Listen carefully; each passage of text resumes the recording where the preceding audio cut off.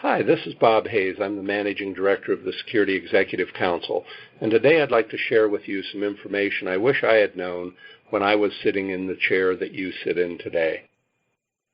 What do all successful security programs have in common? Well, we've only found two things in 15 years of research. One is executive leadership support across the board, and that is most frequently obtained by having a great story to tell about corporate security. And to do that, you really have to be talking at the executive level of the corporation. On slide 2, we're trying to depict the way that when I got into the business many years ago, we sold security.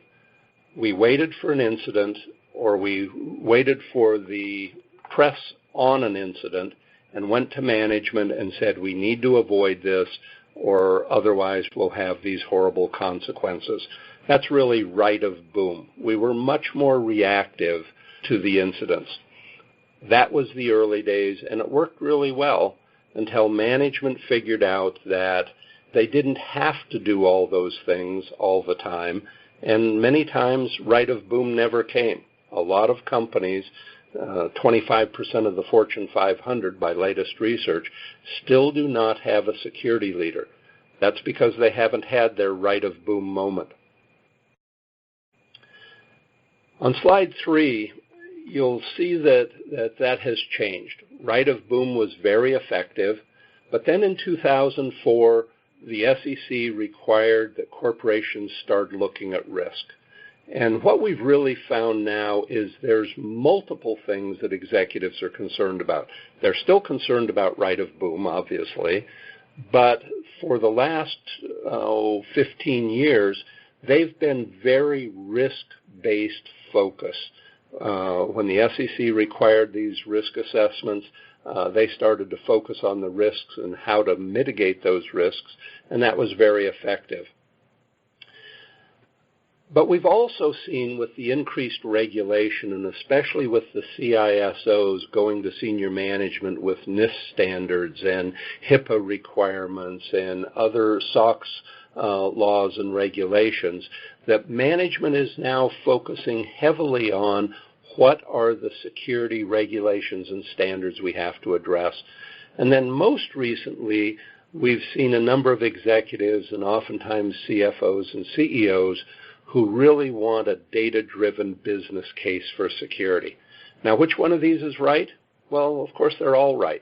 And because we've hired executives from multiple corporations and brought them into our organizations, it is entirely probable that you will run into executives that are more driven by one of these four cases than the other. And so in order to have a successful program and be a successful leader, you really need to be well-versed with each of these four, what we call catalysts for success. Now, where do we stand as an industry? On slide 4, this is some research that our Security Leadership Research Institute did a few years ago. We asked, are you able to effectively communicate your metrics, business contribution, and business impact story to your key stakeholders? Fully 50% of the CSOs or the security executives we talked to were either unsure if they could or knew that they could not effectively communicate success to executive management. For this reason, we are going to spend some time looking at these different ways to build successful programs and leaders through what we call the catalysts for success. Today we're going to talk about board-level risk. On slide 5, this is really a research report that the SEC created.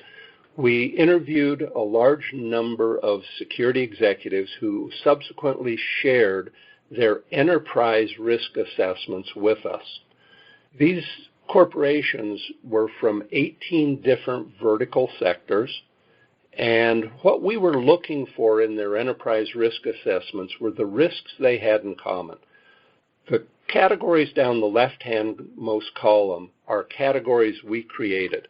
We found that the risks that all corporations were worried about generally fell into these 8 categories, ranging from brand and reputation risk to premise liability and legal risks.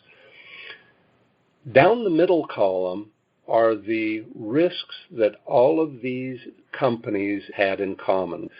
All companies are worried about a lot of the same kinds of risks: human capital risk, financial risk, brand risk, new market risk, business continuity and resilience risk. So these are the risks they had in common. We then went out to our worldwide community and we said, who has programs that can mitigate these risks? Now, no one company had all of these risks or did all of these mitigation strategies or programs. But what you see in front of you is a report that shows the value security can play working on the most significant risks of the organization. And that's what the purpose of this chart was to summarize the research, but in under 2 minutes or less, you can now explain to your executive team or board of directors the role security can play addressing the most significant risks of the corporation. And these risks are often stated in the corporate 10K if you're a publicly traded company in the United States. These 10K risks are something you should be very familiar with. Now, the other purpose of this chart was to allow you to create a gap analysis. What you can do with this slide is actually put your company's risks down the center column number 2, and take those from your 10K or from your enterprise risk assessment, and you list what your company's risks actually are, and then down the 2 panels on the left and the right, you list the programs or the mitigations that you are currently involved in that mitigate those risks.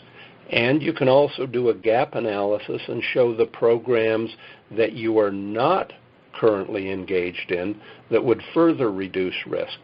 Now, with one presentation slide, you can communicate the role security can play, as well as gaps in the program that you currently have and the value you are already adding. We think this is a quick and effective way to present the information, and it has relevance and research background to give it credibility.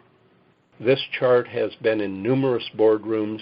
A number of our successful leaders have used this repeatedly.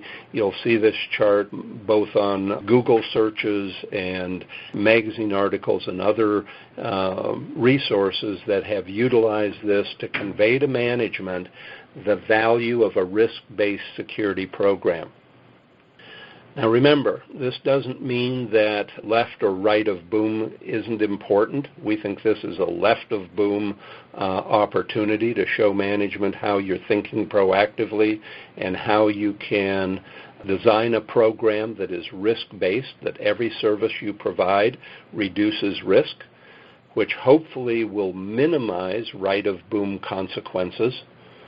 But again, this is only part of the story, and in future YouTube videos, we will explore the other areas or other catalysts of security risk management, and that is going to be in the regulation and compliance baseline and in the business case for your security program.